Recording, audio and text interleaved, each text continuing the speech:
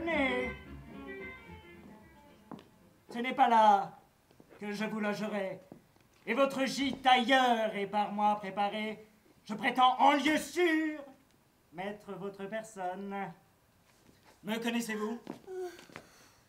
Mon visage triponne.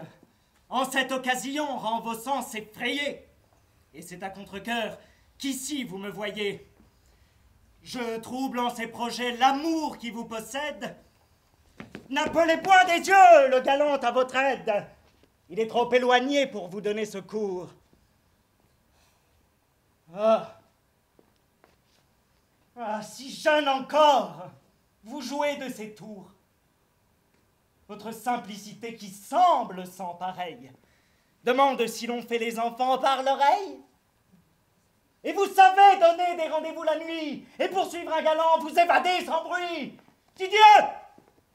Comme avec lui, votre langue cajole. Il faut qu'on vous ait mis à quelque bonne école. Qui diantre tout d'un coup vous en attend appris? Vous ne craignez donc plus de trouver des esprits? Et ce galant, la nuit, vous a donc enhardi? Ah, coquine! En venir à cette perfidie, malgré tous mes bienfaits, former un tel dessein, petit serpent, que j'ai réchauffé en mon sein, et qui, dès qu'il se sent par une humeur ingrate, cherche à faire du mal à celui qui le flatte. Pourquoi me criez-vous? J'ai grand tort, en effet. Je n'entends point de mal dans tout ce que j'ai fait. Suivre un galant n'est pas une action infâme. C'est un homme qui dit qu'il me veut pour sa femme. J'ai suivi vos leçons et vous m'avez prêché qu'il se faut marier pour ôter le péché. Oui. Mais pour femme, moi, je prétendais vous prendre. Et je vous l'avais fait, me semble, assez entendre. Oui, mais à vous parler franchement entre nous, il est plus pour cela, selon mon goût, que vous. Chez vous, le mariage est fâcheux et pénible, et vos discours en font une image terrible. Mais là, il le fait lui si rempli de plaisir que de se marier, il donne des désirs. Ah, c'est que vous l'aimez, traîtresse. Oui, je l'aime. Et vous avez le front de le dire à moi-même. Pourquoi, s'il est vrai, ne le dirais-je pas? Ne deviez-vous aimer? Impertinente! Hélas, c'est ce que j'en puis. Mais lui seul en est la cause, et je n'y songeais pas lorsque ce fut la chose. Mais il fallait chasser cet amoureux désir. Le moyen de chasser ce qui fait du plaisir. Et ne saviez-vous pas que c'était me déplaire? Moi, point du tout. Quel mal cela vous peut-il faire? Il est vrai! J'ai sujet d'en être réjoui.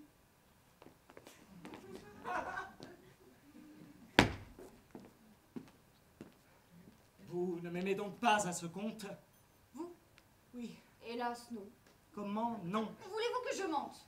Pourquoi ne m'aimez pas, madame l'impudente? Mon Dieu, ce n'est pas moi que vous devez blâmer. Que ne vous êtes-vous comme lui fait aimer? Je ne vous en ai point empêché, que je pense. Je m'y suis efforcé de toute ma puissance. Mais les soins que j'ai pris, je les ai perdus. Ah, vraiment? Tous!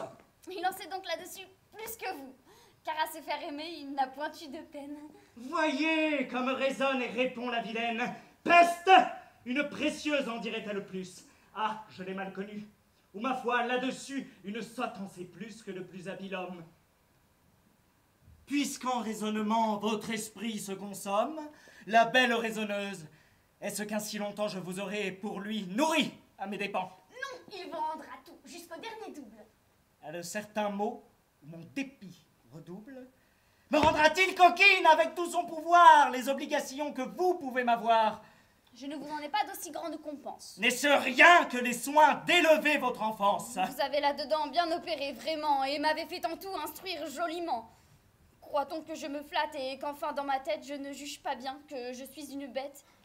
Moi-même j'en ai honte, et dans l'âge où je suis, je ne veux plus passer pour sotte si je puis. Vous fuyez l'ignorance et voulez quoi qu'il coûte apprendre du blondin quelque chose. Sans doute. C'est de lui que je sais ce que je puis savoir, et beaucoup plus qu'à vous, je pense lui devoir. Je ne sais qui me tient qu'avec une gourmande ma main de ce discours me venge la bravade. J'enrage quand je vois sa piquante froideur et quelques coups de poing satisferaient mon cœur. Hélas, vous le pouvez si cela peut vous plaire.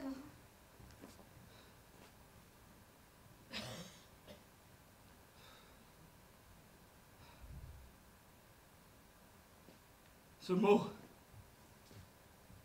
et ce regard désarment ma colère et produit un retour de tendresse de cœur qui de son action m'efface la noirceur. Chose étrange d'aimer.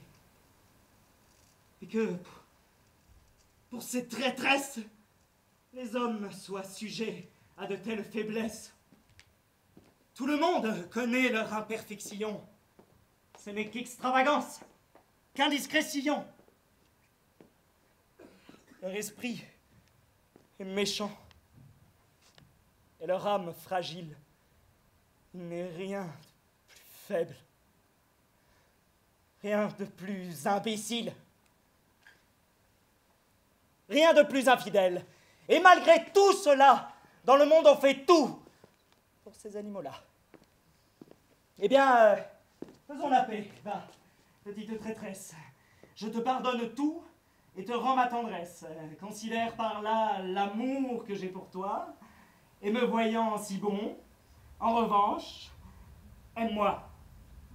De tout mon cœur, je voudrais vous complaire. Que me coûterait-il si je le pouvais faire? Mon pauvre petit bec, tu le peux si tu veux. Écoute seulement ce soupir amoureux. Vois ce regard mourant.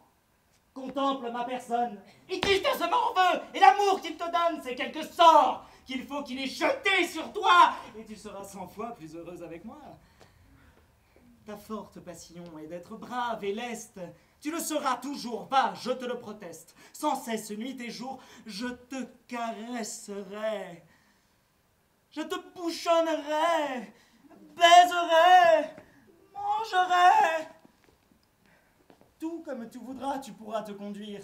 Je ne m'explique point, et cela c'est tout dire. Jusqu'où la passion peut-elle faire aller? Enfin, à mon amour, rien ne peut s'égaler. Quelle preuve veux-tu que je t'en donne? Ingrate! Veux-tu me voir pleurer? Veux-tu que je me batte? Veux-tu que je m'arrache un côté de cheveux? Veux-tu que je me tue? Oui! Dis-le, si tu veux, je suis tout près cruel à te prouver ma flamme. Tenez, tous vos discours ne me touchent point l'âme. Horace avec 2 mots en ferait plus que vous. Ah!